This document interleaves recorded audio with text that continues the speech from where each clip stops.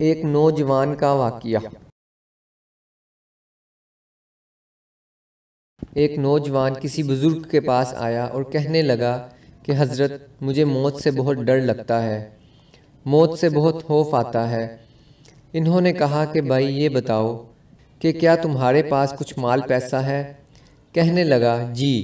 انہوں نے کہا اسے اللہ کے راستے میں خرچ کیا کرو اور نیک اعمال کی پابندی کیا کرو۔ اس نے کہا بہت اچھا۔ کچھ عرصے کے بعد پھر ان کی ملاقات ہوئی۔ بزرگوں نے پوچھا سناؤ بھائی اب طبیعت کیسی ہے؟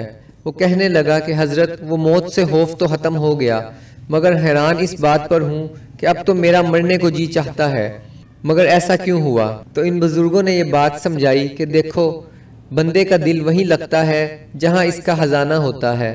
پہلے تم نے اپنے آگے کے لیے کوئی سرمایہ جمع نہیں کیا تھا تو تمہیں موت سے وحشت تھی، اب تم نے آگے یہ سرمایہ بیچ دیا ہے، نیکیوں کا، صدقے کا، مال کا، تو جہاں سرمایہ ہوتا ہے بندے کا وہیں جانے کو دل کرتا ہے۔